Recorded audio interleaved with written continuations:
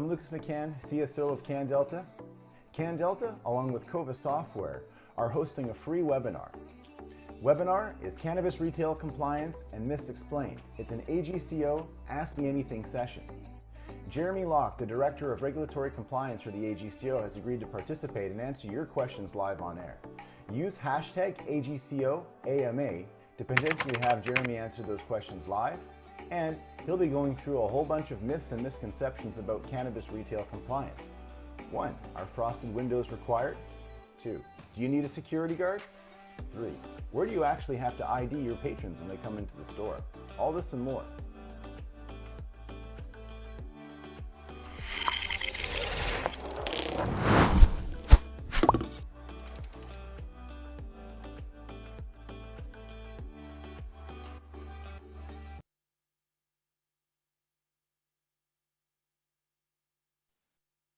Hi, everyone. Good afternoon, good morning to those joining us from the West Coast.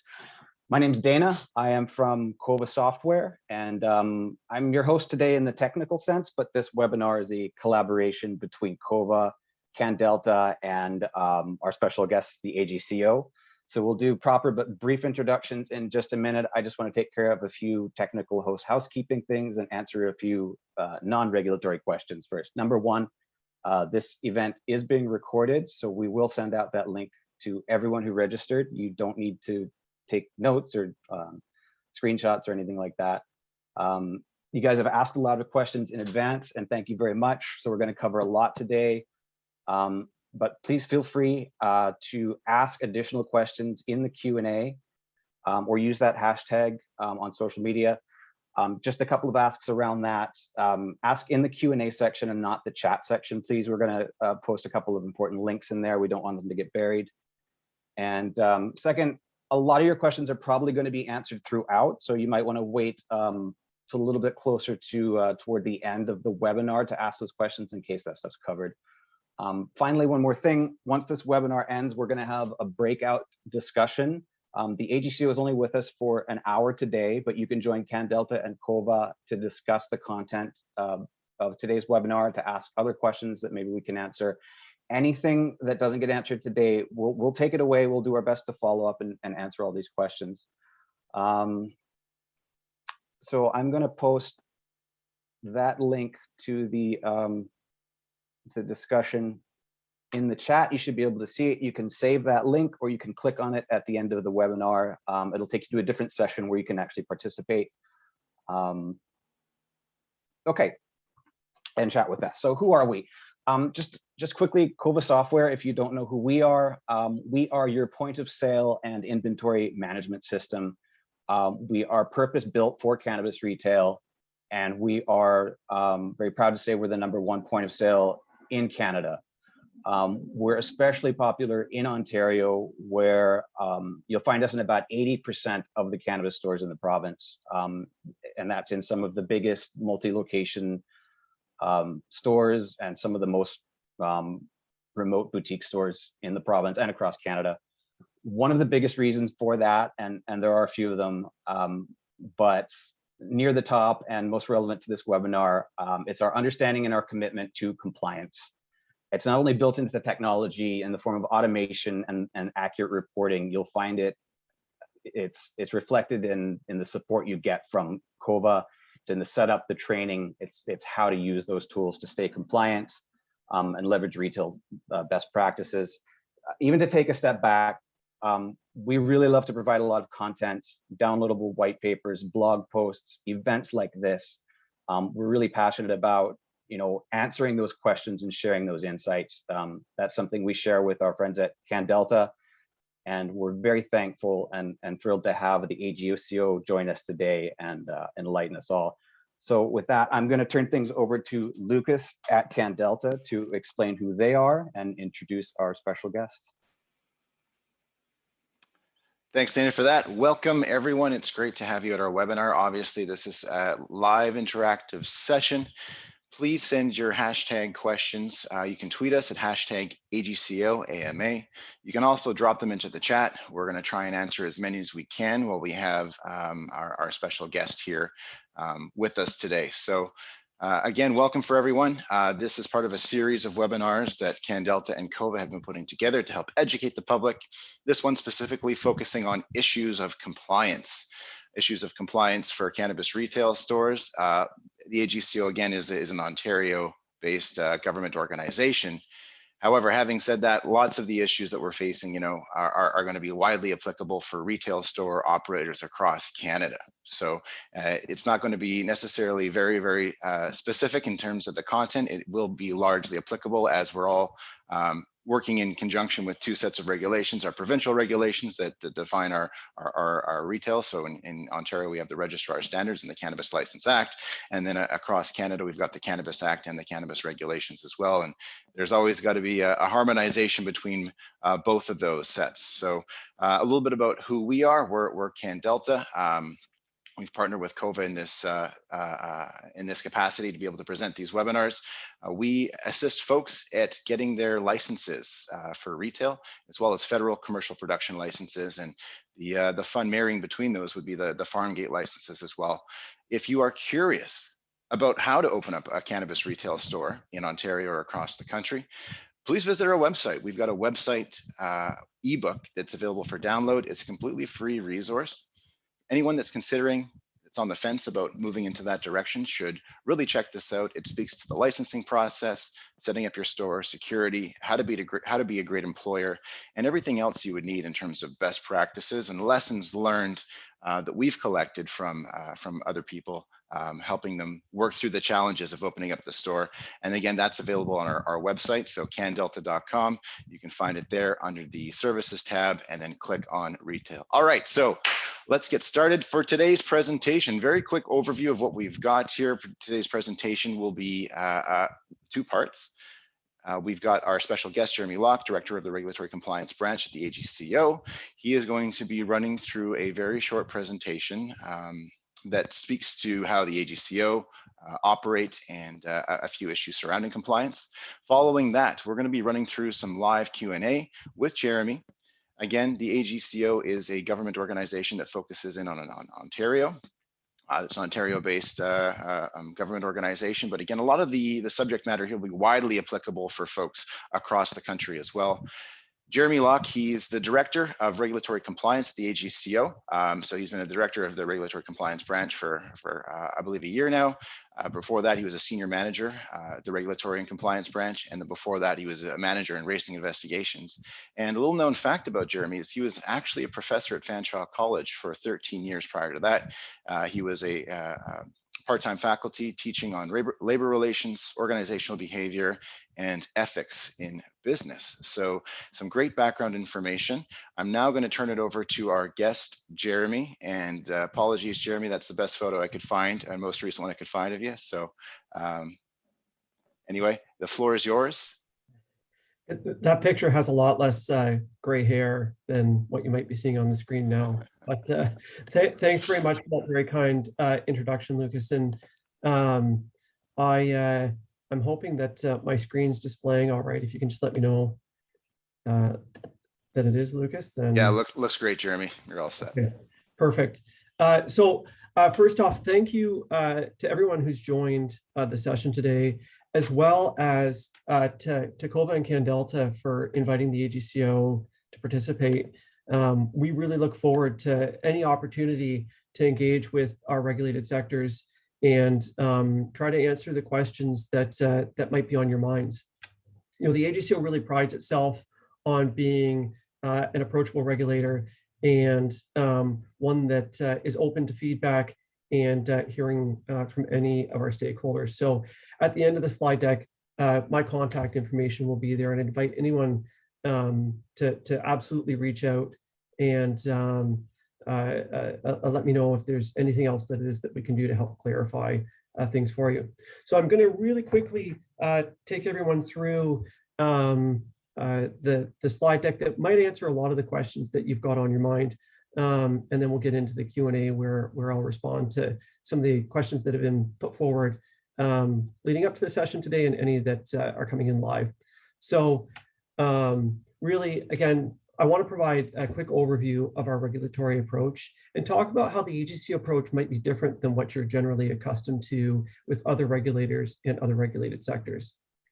Talk about what the registrar's expectations are for compliance, and then reinforce that commitment to ongoing dialogue with the sector on the work that it is that we're doing. And then at the end of the slide deck, I pulled a little bit of information just about how the sector is doing in relation to compliance and what we're seeing in terms of those top compliance issues that we need to work together on. So really quickly, the AGCO has been around since 1998. We report to the Ministry of the Attorney General. We're one of the largest regulators in the province, and we've got about 630 staff. But one of the things that makes us really unique is that we've got an integrated bureau of the Ontario Provincial Police that work alongside all of our compliance staff with over 100 officers that are supporting us with the various elements of our regulatory work.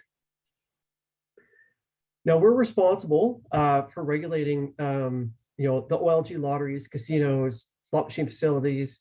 Most recently, internet gaming was added to our portfolio of regulatory responsibilities.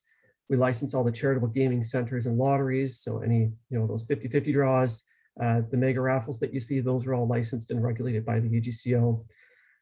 By far, our largest line of business, the sale and service of beverage alcohol, horse racing, and then of course, what it is that we're here to talk about today, the privately run recreational cannabis retail stores.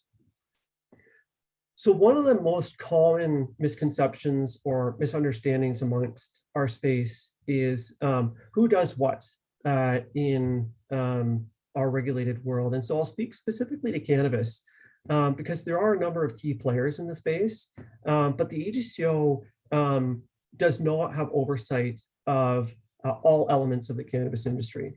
So we've got Health Canada that deals with the rules on cultivation, licensed producers, and have a number of other requirements as it relates to retailers in relation to advertising and promotions.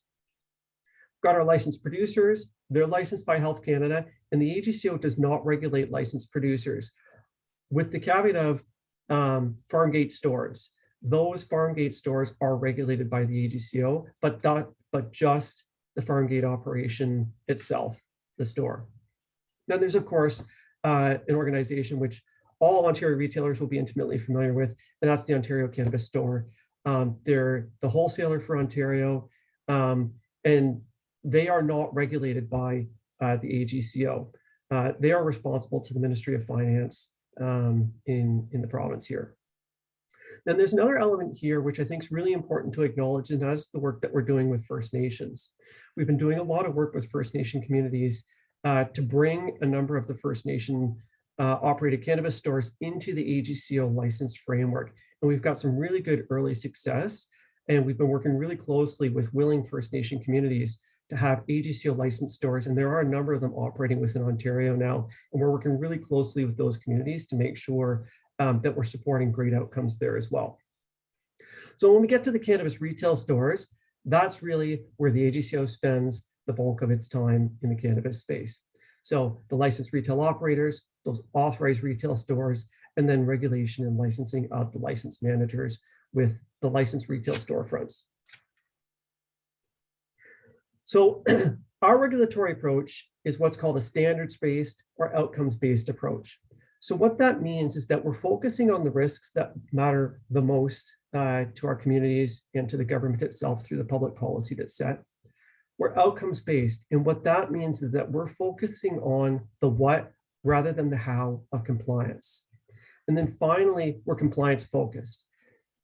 It's our desire to get compliance at the earliest timing that we're able to, as opposed to seeking to immediately go and fine or suspend the licenses of stores.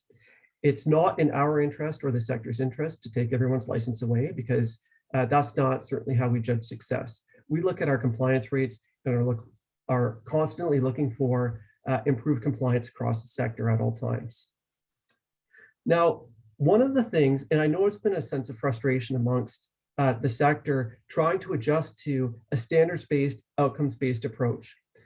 The real benefit to that over what some might be accustomed to of a prescriptive approach is that the registrar standards set out what the registrar's expectations are as it relates to compliance, but are intended to offer flexibility to business operators to make decisions that make the most sense based on their operation.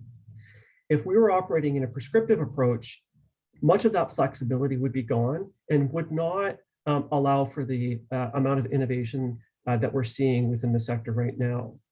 The disadvantage is that it leaves a lot of gray area and areas where we need to take things back and have some discussion on about whether or not there are things that we would be permitted or would meet the expectations of the registrar.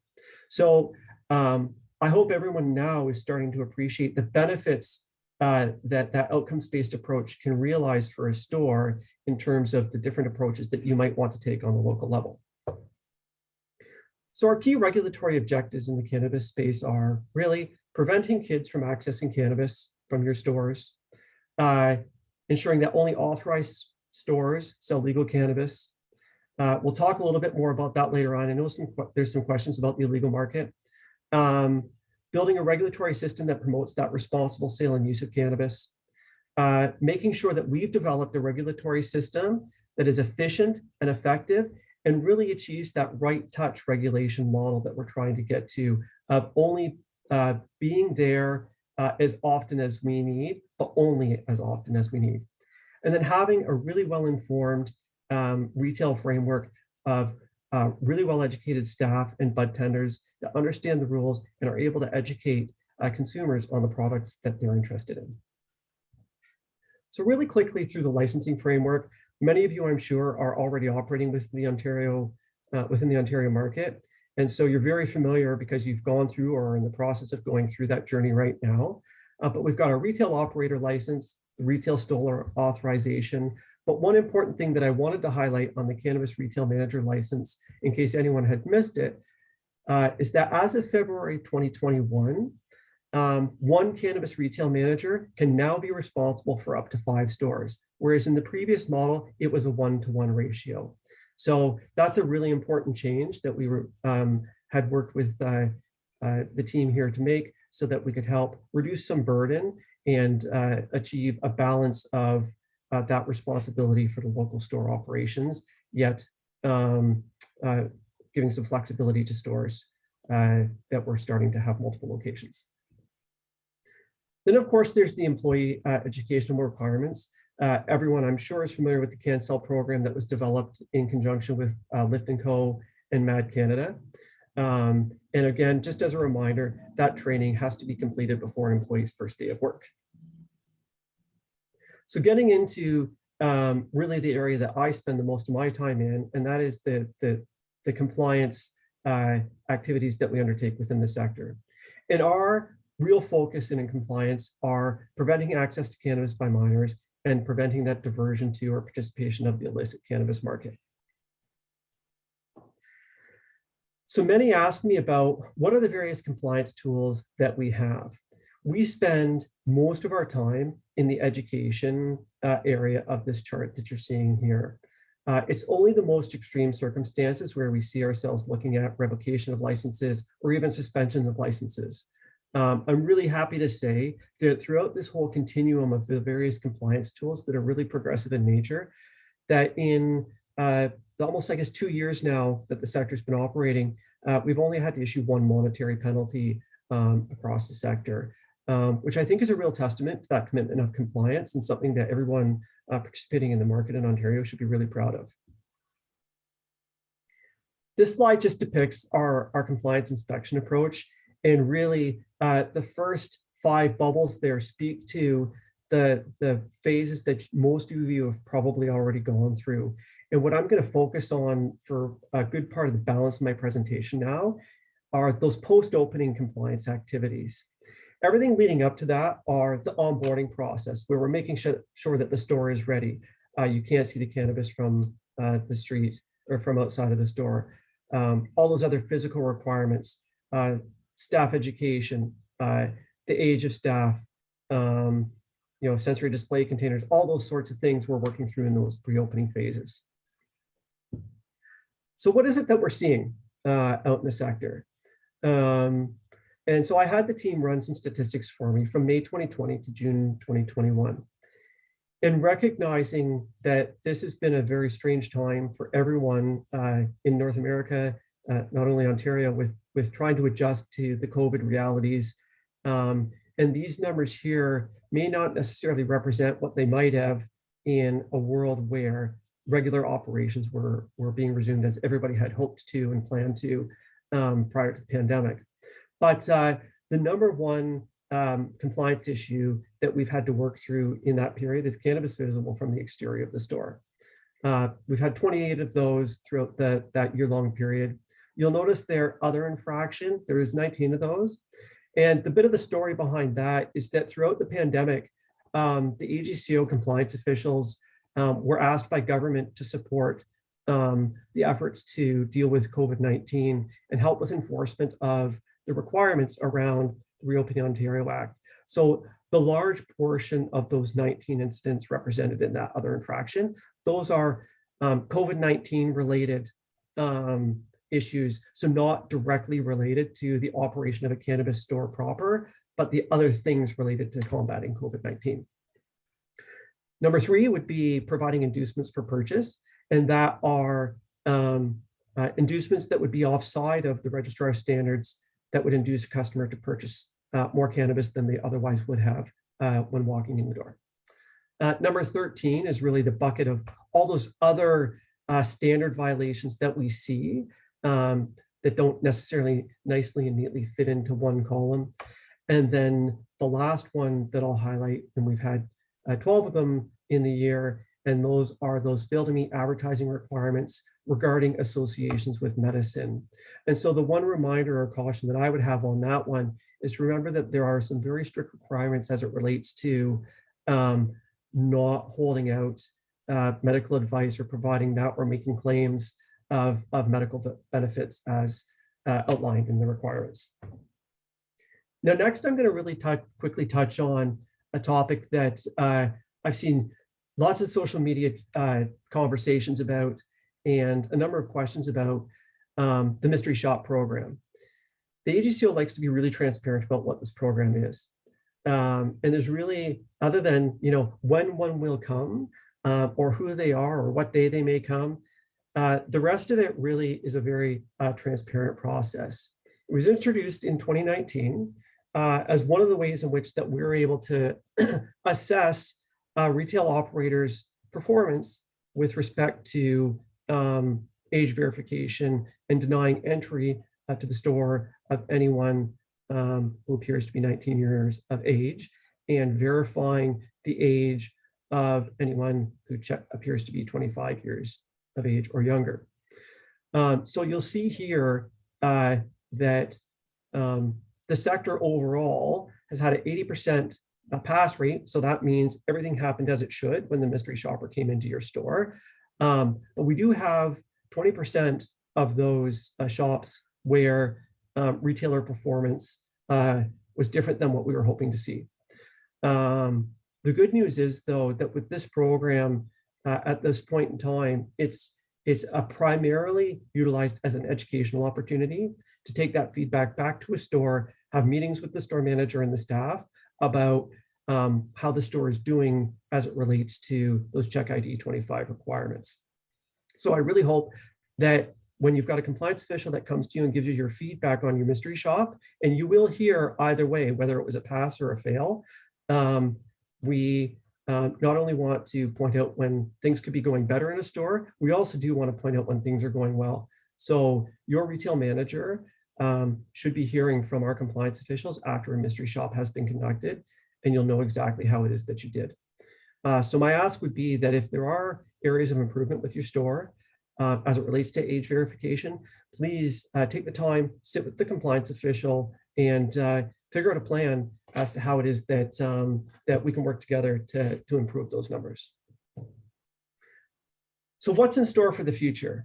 Really quickly, because I'm eager to get to some of the questions, but we're going to continue to modernize our processes. We're going to streamline our programs as the sector matures. We're going to incorporate our virtual compliance activities into our business as usual approach. I know that many of you that opened during the pandemic experienced the real benefit of our ability to transition to virtual compliance activities through having, whether it be your pre-authorization inspection or pre-opening inspection conducted completely virtually, while we were all trying to limit physical contact during COVID-19. And that was a real success, I think, both for the AGCO and the sector in terms of accepting it, that we were able to keep the pace of opening at the rate that we were able to see happen. We'll be starting to introduce our risk-based audits. So the AGCO audit and financial investigation team will be starting to come out and do the routine audits that were always planned activities once the sector started to normalize. So they'll be looking for things like inventory reporting requirements, point of sale compliance, and that seed to sale tracking, among other things. So you will start to see contact from our audit team. And please just know they have the very same authorities as our compliance officials do to request cooperation and information as they're doing a deeper dive than what a compliance official does when they're there for their unannounced inspections.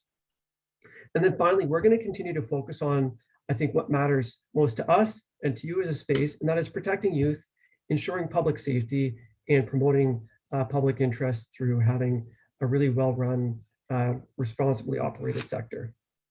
So I know that was a really quick overview of what we've been seeing, where we're going, and an overview of the approach. But I think anything that didn't cover in the slides, we'll cover off in the questions that are that I see are starting to come through the Q&A. So I'm going to turn it over to Lucas to moderate the Q&A elements of the presentation today.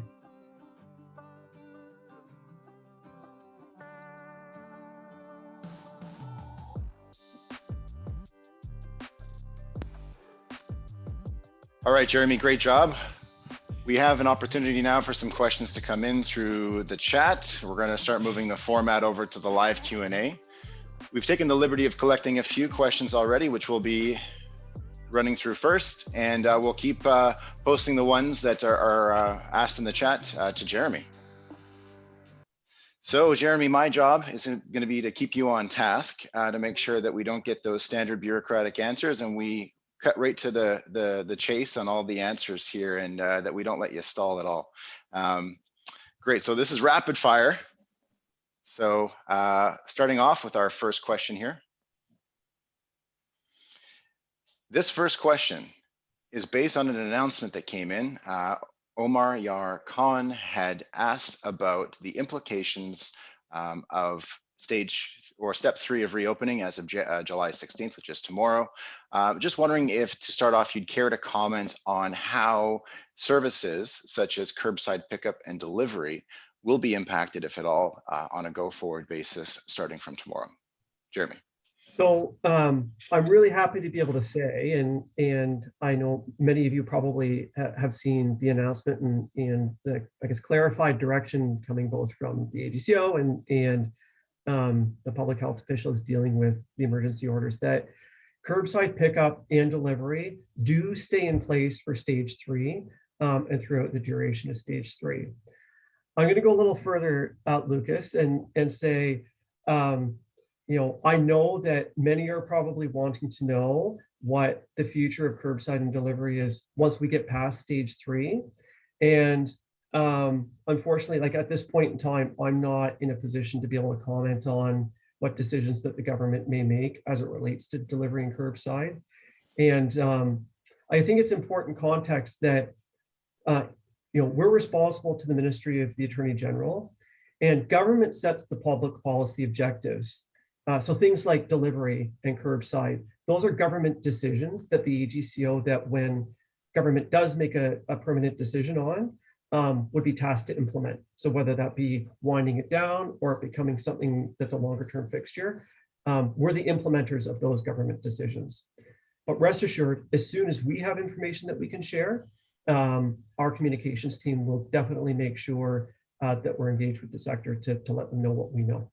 Okay, great. And is there a mechanism in place for those that wish to maybe be vocal about maintaining and having some permanence with curbside pickup and delivery? Yeah, like I know that this government is very open to hearing feedback from any of the sectors that are, impacted. And so, contact your MPP, contact the responsible ministries, share your feedback with us. We have regular contact with the Ministry of the Attorney General, and we do share that. We're talking every day with government about the things that we're hearing from the sectors that we regulate. But they're very well aware, I know, about how the sector feels about the future of curbside and delivery, but it never hurts definitely to have that reach out. How long is the approval queue right now, Jeremy? So I don't know exactly how long it is, but what I will say is that it's certainly not the 6 months or a year that we were experiencing early on in the development of the sector. One of the things that I will say, though, is that for you to be able to move through that process really efficiently, have your documents together, have everything ready to go that the eligibility officer is looking for, and really be responsive to their questions. Because if they've got a question that they're looking for clarity on, and there's a delay in getting that information, that can delay the completion of the application. We know in compliance, everyone's made significant investments to be able to get to the point that they're at, to getting their application filed and wait to open.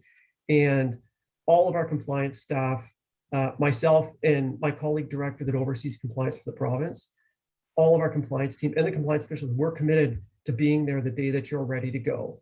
And we will work really hard to make sure that we're there to enable your opening, provided you're ready, as quickly as we can. Now, these stores can operate as, I guess, accessory stores in the interim while they're waiting for their full RSA, as far as I've understood. Can you confirm that?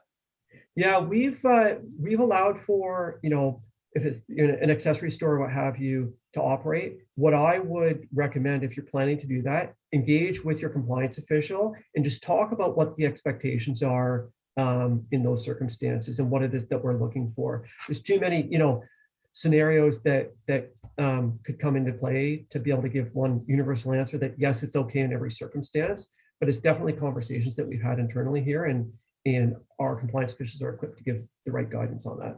Great. Next question. There are so many cannabis stores in my neighborhood and people are starting to complain. I think inspectors will start to find reasons to shut down some of these stores by looking for problems. Is that a myth or a fact? Oh, that's definitely a myth. As I said in my presentation, we're committed to compliance. That is our objective. And if we were to look at judging our success as a regulator, if we're going out and shutting down lots of stores, does that mean we're really successful? I would argue definitely that we're not then. We look at our success through compliance rates and look for improving compliance trends. That's what we're looking for. So that's not at all the case. We're not looking to shut down any stores. We're there to try to help them succeed in operating within the regulated framework that we've got in place. That is the correct answer. Well done, Jeremy. Next question. Thank you very much. I know that minors aren't permitted into cannabis retail stores or to purchase products. Does that mean I need to station a security guard at the entrance? If I'm coming in with my 10-year-old, can I have them carry the basket and keep items in there for me? Or is it like the LCBO where they can't even carry the basket at all? So I'm glad that you asked me this one, Lucas, because this is one of the most common myths that we deal with every day. And so I'll give the short answer first, then I'll add a little bit of context to it. And the answer is no, you do not have to have a security guard posted at the door of your store. The AGCO has, as I mentioned earlier, adopted that outcomes focused approach to our regulatory framework. So through the standards, the registrar of the AGCO makes a statement about what it is that we expect. So in the case of minors, standard 5.1 says licensees must take reasonable measures to ensure that patrons are not purchasing cannabis or cannabis accessories on behalf of individuals under the age of 19. In addition, there's the Cannabis License Act, the regulations that say that the store shall ensure that no individual appears to be under 25 is permitted to enter the cannabis store unless the holder or an employee, there's some other language there, has required the individual to produce identification demonstrating that they are 19 years of age. So if I You as a come with retailer- a stroller or an infant strapped to my front, I can't even enter the store, is what you're telling me. Well, you can, but your child cannot. I'm not at all advocating for, so I think, customers should plan for their visit so that they're not in that situation. But retailers are free to make their own decisions on how to meet the objective of assuring no one under 19 enters the store. That's a Right. business risk that you'll choose to take. But, if someone under 25 enters the store and you haven't, or who appears to be under 25 enters the store and you haven't verified their age, there's a risk then that you could be vulnerable to a violation. So there are a number of ways that stores can achieve this that we've seen. Some have chosen to post a security guard, while others have implemented a greeter to perform that age verification check. Others have made use of technology. And so this is the real beauty to the standards-based approach, is that you can make those choices. Whereas in a prescriptive world, we might have said you have to have a security guard posted at the door. So you can do what makes sense for you, just understand what's expected. Sure. And maybe this speaks to accessibility for curbside pickup. If I'm someone that doesn't have access to childcare, it might be nice to continue to be able to just head up to the door and go to the window and pick up my cannabis products there from the kiosk. Yeah. Great. Next question. Should I use plastic bags to conceal purchase cannabis after the transaction? I'm not sure about alternatives. Did you want to speak to that? Is that required? Do I have to hide the cannabis products I'm selling to someone as they come in? Yeah, so the AGCO won't prescribe how a retailer has to package a customer's purchase. What we're going to be looking for when we come and assess that area of compliance is that we want to make sure that cannabis or accessories are not visible from the exterior of the premises, including as it leaves the store. So plastic bags, reusable shopping bags, boxes, or maybe there's some other innovative container that someone's come up with. They're all reasonable examples of how a retailer could achieve the outcome. One of the interesting things about why plastic bags or shopping bags are listed specifically is that, especially in the early days of the products that were allowed to be for sale in a retail store, it was very prescriptive and very limiting. And so we wanted to make sure that shopping bags or the device you would use to conceal the packaging or the product coming out of the store was actually something that was permitted to be in the store or sold, because many retailers have chosen to charge a fee for the plastic bags for the environmental sustainability requirements. So you can. Okay. So. All right, next one, Jeremy. We're going to keep it rolling here. This one came into us yesterday from Roger Williams. What is the AGCO doing to tackle the issue of illegal dispensaries? We have so much red tape as compliance stores. My neighbors are making a killing. Hashtag AGCO AMA. So, the AGCO, like, we've been working a lot with our policing partners. And I think one of the things I think that's important for me to clarify is that the AGCO has regulatory mandates and authority only over licensed retailers. So our authority does not extend to those who are operating outside of the regulated framework. That's the same in liquor, that's, as well as maybe illegal gaming operations or what have you that could be operating somewhere. So that elements of the market are a law enforcement responsibility. That's not to say that the AGCO is completely silent on it.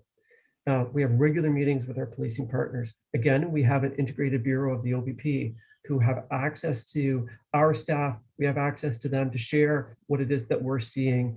And they're there also to help the broader policing efforts to combat the illicit market.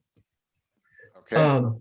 So it's important, though, for licensed retailers to be engaged with their local law enforcement, so their local police services, to help their local police services understand what kind of local impact maybe the illegal dispensary down the street is having on them in the community. because it's that level of understanding that helps guide where local policing resources are being put. So you need to talk to the police. Well, yeah, but I would say, Lucas, like, and I'm sure you've seen these numbers, like, I think we're going in the right direction. Like, the illegal market's not going to go away overnight, but if you look at the Statistics Canada numbers that were published in the OCS annual report, right now, 44.1% of cannabis sales are through the legal market. That's as of Q4 of 2020. And when you compare that to the Q1 of 2020, it was 25%. So we are making progress. Great. We're going to talk about auditing now. So I understand that the AGCO auditors are going to check inventory. And I guess that's to ensure that the products that I've purchased have been legally sourced through the OCS. Care to comment? Yeah, so as I mentioned in my slide deck, in what lies ahead, folks can expect to start to see our auditors coming out to visit. And that's more, as the sector matures, they're coming out to validate compliance with, the inventory and record keeping requirements, governance, and all other, relevant aspects of a store's operations and obligations under the Cannabis License Act and the registrar standards. And I mentioned it before, like, our compliance officials and auditors all have the same authorities. So it's just important to help facilitate what it is that they want to do and have the documentation all together that they're looking for. And it'll be a really efficient, pretty seamless process. Next question. I heard the AGCO has to approve all cannabis advertising in advance. Is that true? No. The AGCO does not approve advertising. Again, in the standards-based approach, we've set out what our expectations are. And for the reference of folks on the call today, that standards is 6.2. And so we expect that retailers will be aware of their obligations under standard 6.2, Cannabis License Act, and all their other governing legislation. And this is where there's, the biggest intersect, I think, or overlap in a dual regulatory model, where you've got Health Canada, who have what could arguably be more rigid requirements than what the AGCO requirements are. So it's really important that stores understand not only the AGCO requirements, but also the federal requirements. But the AGCO compliance officials will not be monitoring for compliance with the federal requirements. So that's a great question, Jeremy, because this actually segues into the next one. I want you to save a little bit of steam for this one. And we've had a conversation before in the past in our meetings about cartoon characters and where they can be used and how they can be used and if they can be used at all. But we've had a conversation with a client who wants to use the depiction of cartoon characters, such as the personified cannabis sugar leaf here that looks like it's consuming a pre-roll, about using this kind of signage as art on a mural inside the store. Now, you've just said that no one under the age of 19 in Ontario can enter a cannabis retail store. Anyone that looks under 25 is going to get ID'd. So there should be no risk to youth if I put that cartoon mural up. Well, so you've got to look at both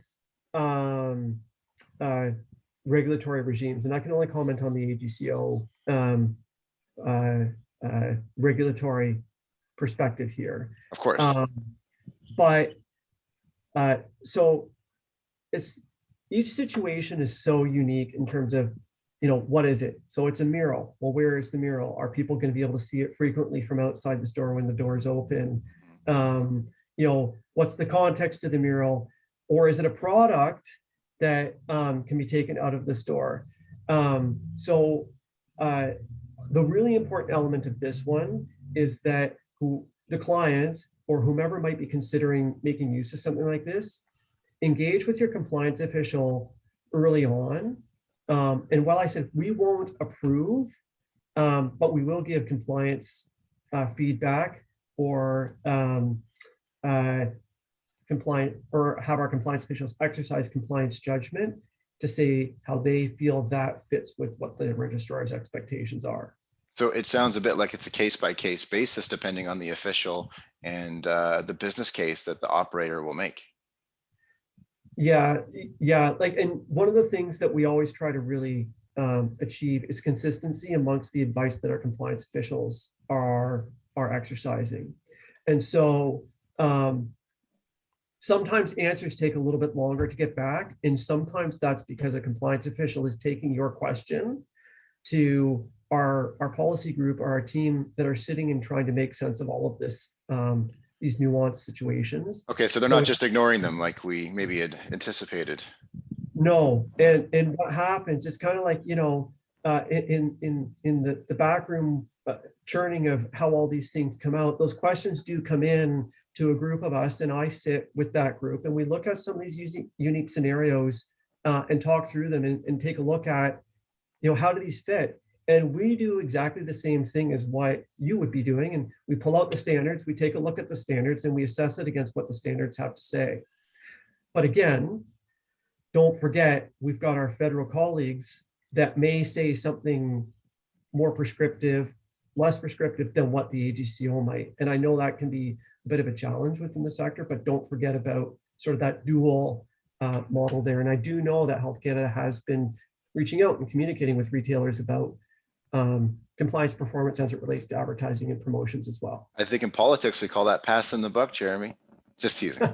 No, well, you know what? This one's definitely like, it's all these really contextual things. And this is one of the areas I think where that less prescriptive approach makes it a little bit more foggy to give a universal answer on, because each situation is so very different.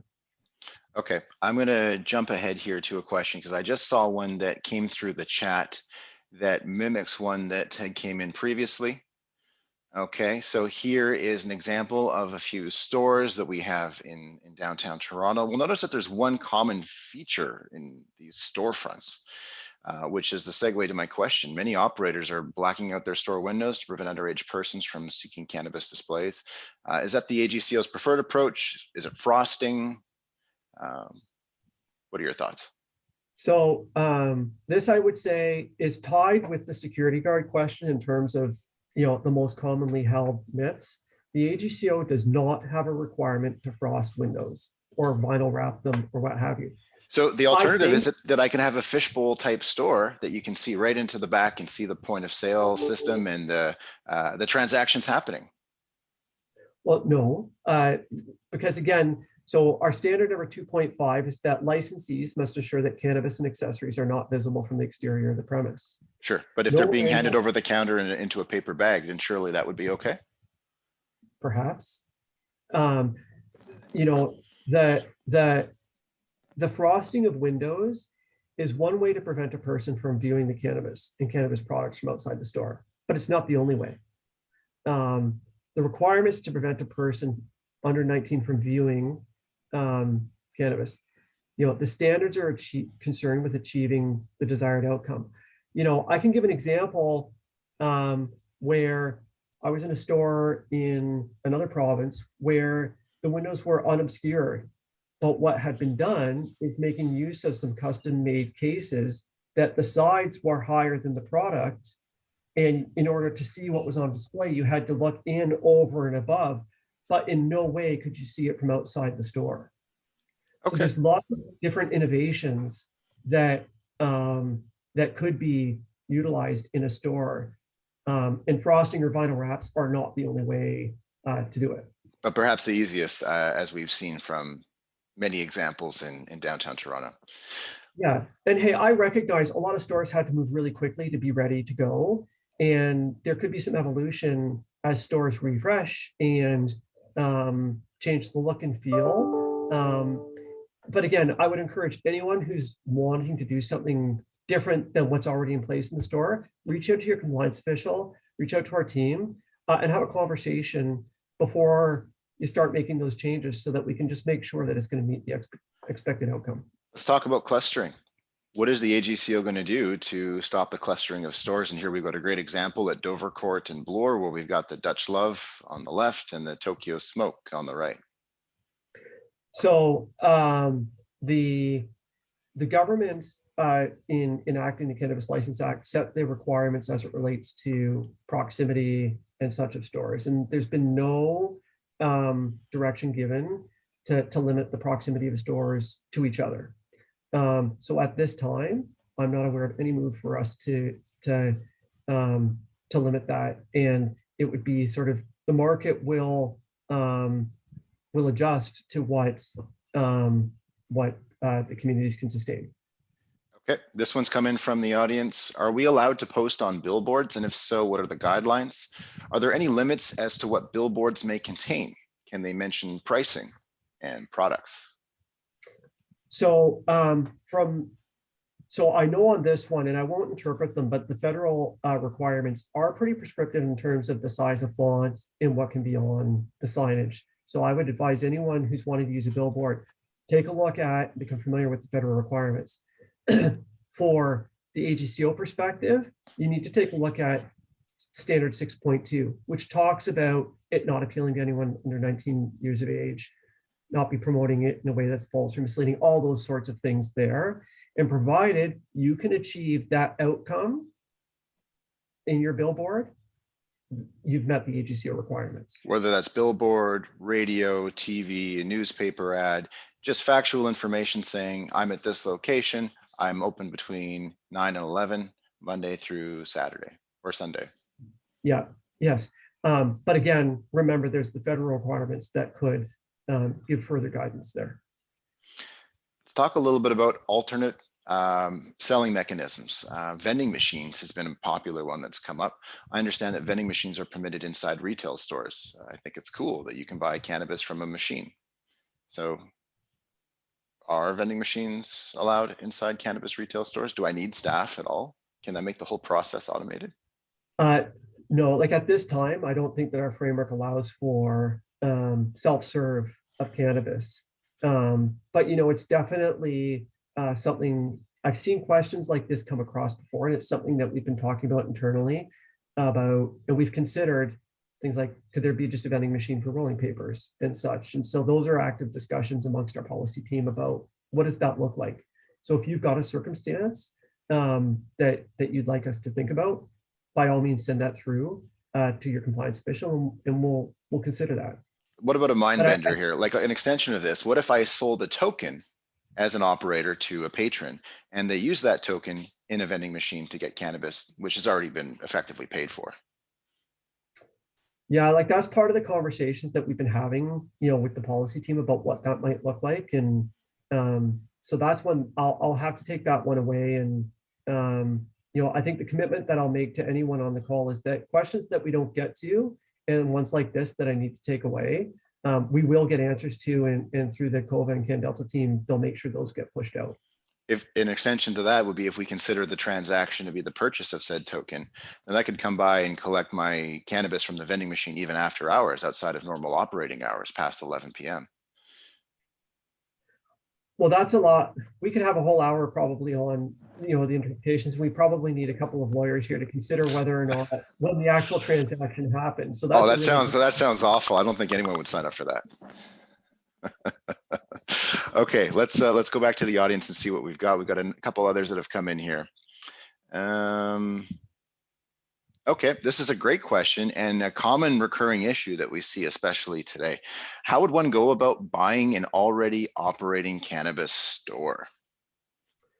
So my best advice for that is that I would be reaching out to our licensing team and having a conversation with one of the eligibility officers to talk about your specific circumstance, your eligibility, as to if you would qualify to be able to have that license.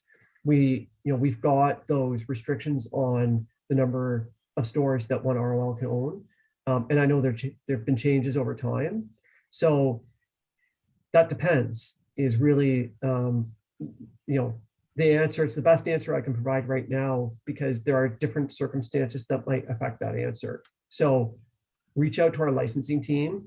If someone's got a specific circumstance, send me an email and I'll connect you with someone. Jeremy, I know we're getting close to 1 o'clock. It is 1 o'clock now. I've got a couple more questions. Can you squeeze 3 more minutes for us? Sure, 3 more minutes, yeah. Okay, perfect. This is a great question that speaks to build-out standards that's come from the audience. Without prescribed build-out requirements, I wonder if you have any feedback in regard to minimum standards. So, for example, if we consider the secure storage room, would drywall be enough with a wooden door and a residential lock? Do I need commercial grade material? What are your thoughts? So that one really comes down to compliance judgment, but generally it's my feeling that our compliance officials are looking for like a secondary measure to stop someone from just being able to bust through an interior wall. We do have stores that have had an experience with break-ins, unfortunately. In Ontario already, wow. Yeah, we have. We actually even had one before the market actually opened. And so, you know, our compliance officials have learned from those experiences and can share their feedback to stores about what we've seen and what are good measures. You know, I've seen stores that have done drywall, but there's a wire or a steel mesh that goes in behind that prevents easy access.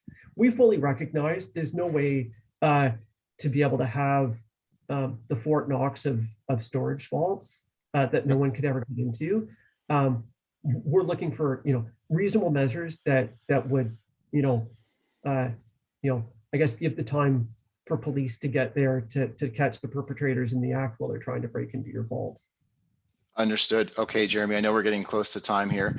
What if another municipality decides to opt in? What would be the mechanism to alert the general public that that would be the case? Is it up to municipality? Is there an announcement from the AGCO?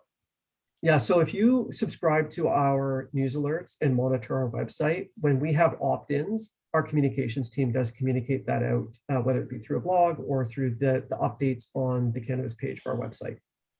That's fantastic. And I think we've got time for one final one, since that was a quick one. Let's see what we have here in the, here we go. Great. Okay, so this one was from Cova here. Which one of the following is mandatory for cannabis retail stores in Ontario? Okay, and which is it? The options here are blacked out store windows. I think we talked about that. We talked about plastic bags. That's something that folks can sell. Surveillance system and security guards. So can you confirm the right answer for this? Surveillance system. And there are requirements around the surveillance system as well. It's got to be high resolution. There's a number of things within the standard that outlines what we expect from the surveillance system. So, Jeremy, to reinforce, a security guard is not a requirement. Mind blown. Jeremy, thank you so much. We appreciate that you've come here to share your time with us, to answer our questions. For those that are in the webinar, we're going to set up a networking session. Jeremy has to be excused, so we'll give Jeremy a warm round of applause and a welcome virtually. So thanks again, right, Jeremy. We're going to funnel people over into our networking session now. All the unanswered questions that you have, we'll try and tackle there. We've got folks from Cova, CannDelta, and others that will be coming in to tackle those questions. Feel free to join us there. Dana, anything else that I've missed that you wanted to announce? Nope, that's it. The link is in the chat right now to join us for the breakout discussion. And that's in the meeting format instead of the webinar format for more participation options. Thanks, Lucas, and thank you very much, Jeremy. Of course, we're going to be making this available for folks probably via YouTube. That seems to be the best streaming way. So we'll send out an announcement to all the folks that did attend. Thank you very much for signing in. Of course, if you have more information about opening up a retail store, you can contact Cova, you can contact CannDelta. We both have fantastic resources available on our website.